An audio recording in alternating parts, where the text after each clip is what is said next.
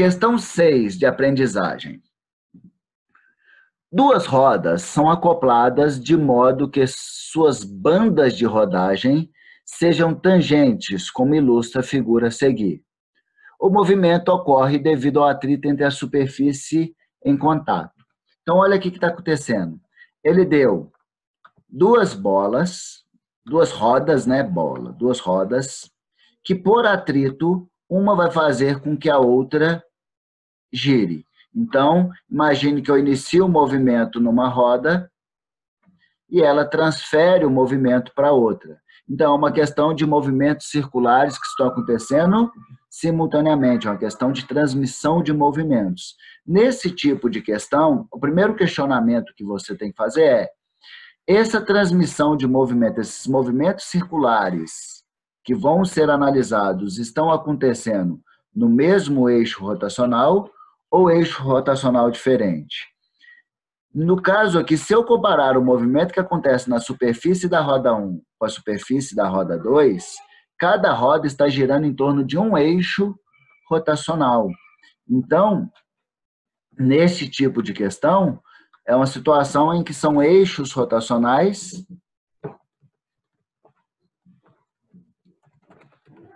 diferentes. Beleza? Show de bola. Então, vamos lá.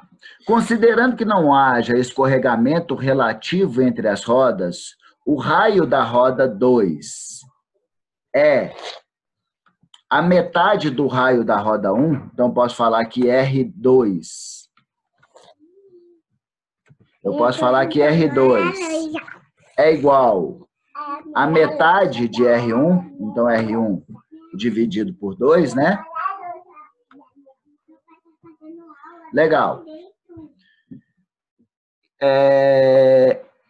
E elas realizam movimento circular uniforme, podemos afirmar que... Então, nesse tipo de questão, ele está comparando um movimento circular com outro. Já para organizar a ideia de vocês, o que eles podem comparar de um movimento circular com outro? Eles vão poder comparar período, frequência, velocidade linear, velocidade angular e aceleração centrípeta. Lembrando que a aceleração centrípeta é o que menos cobra dentro deste universo. Legal.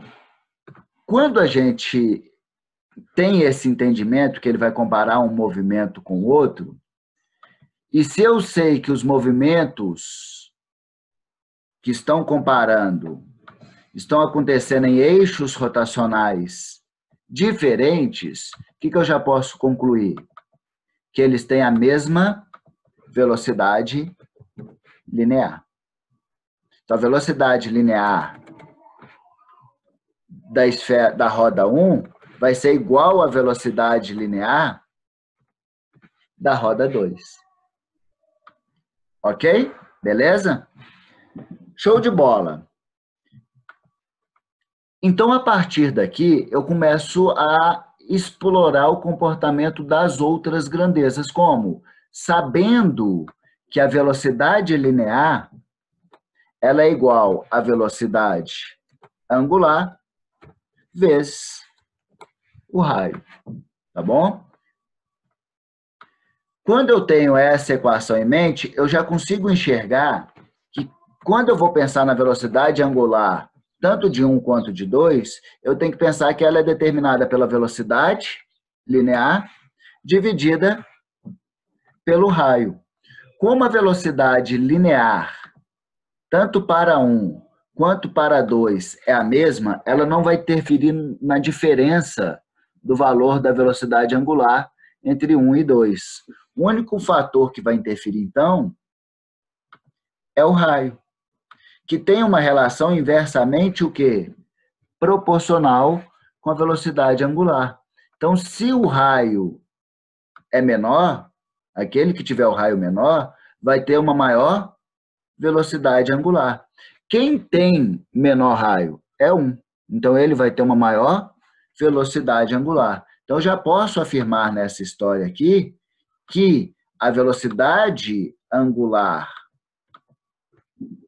de 1, ela vai ser menor que a velocidade angular de 2. Por quê? Porque 1 tem um maior raio. Se tiver um maior raio, tem uma menor velocidade angular. Menor quanto? Se é inversamente proporcional, se o raio de 1 é o dobro do raio de 2, a velocidade angular vai ser a metade. Ou, em outras palavras, se o raio de 2 é a metade do raio de 1, a velocidade angular vai ser o dobro, vai ser o inverso, uma relação inversamente proporcional. Então, eu posso falar que a velocidade angular de 1 vai ser a metade da velocidade angular de 2, porque ele tem o dobro do raio. Foi? Beleza? Ou a velocidade angular de 2 é igual 2 vezes a velocidade angular de 1. O que isso quer dizer? Isso quer dizer que se a velocidade angular de 2 é 2 vezes a velocidade angular de 1, enquanto 1 dá uma volta, o 2 vai ter que dar 2 voltas. Ok? Vê se isso faz sentido. Se a roda 1 tem o dobro do raio, ela vai ter o dobro do perímetro. Então, a superfície dela tem o dobro do comprimento da superfície da roda 2. Mas se as velocidades lineares são iguais, a distância que passa a superfície, a quantidade de superfície que passa da roda 1 em contato com a roda 2, tem que ser a mesma quantidade de roda que passa na 2, a mesma quantidade de superfície. Então, o que eu posso concluir com isso? Que se o perímetro da roda 2 é a metade, ela vai ter que dar 2 voltas para que um ponto na sua superfície percorra a mesma distância que um ponto na superfície da roda 1. Okay? Então, enquanto a 1 dá uma volta, para que as duas rodas tenham a mesma velocidade linear, obrigatoriamente a roda 2 vai ter que dar o quê? 2 voltas. Por isso que ela tem o dobro da velocidade angular. Então, se ela tem o dobro da velocidade angular, ela também vai ter o dobro da frequência. Então, eu posso falar que a frequência de 1 vai ser igual a metade da frequência de 2, né? Ou falar que a frequência de 2 é 2 vezes a frequência de 1. E se a frequência é menor, o período vai ter que ser maior. Então, quem que tem menor frequência? Vai ser 1. A frequência de 1 vai ser a metade da frequência de 2. Então, o período de 1 vai ser o dobro do período de 2. Ok? Como assim? Uai, se 1 dá uma volta, enquanto o 2 vai ter que dar 2, o 1 vai estar gastando o dobro do tempo para dar uma volta, comparando com a roda 2. Ok? Então, toda a discussão, todas as alternativas, elas vão girar em torno, basicamente, dessa análise. E talvez sobre a aceleração centrípeta. Então, eu vou deixar a aceleração centrípeta aqui, para não estender muito, mas que vocês tenham esse raciocínio em mente.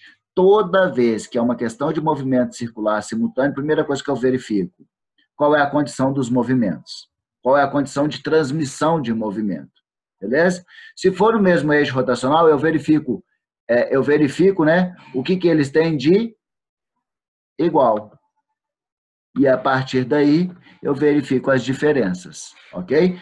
Com qual relação? Da velocidade linear e um pouquinho de entendimento do fenômeno. Tá bom? Então, vamos lá. Podemos afirmar que, ele está querendo afirmar uma discussão do raio 2 em relação ao raio 1. Considerando que não haja escorregamento relativo entre as rodas, o raio da roda 2 é a metade do raio da roda maior, R1, e eles realizam um movimento circular uniforme.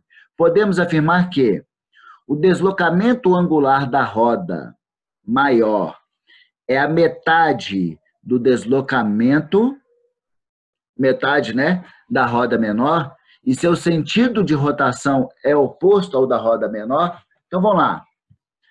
Primeiro, em relação ao sentido. Se é um sistema de contato, não é por intermédio de correias ou corrente, é inversão no sentido. Então, os sentidos vão ser opostos. Legal. Rotação de sentido oposto. Legal.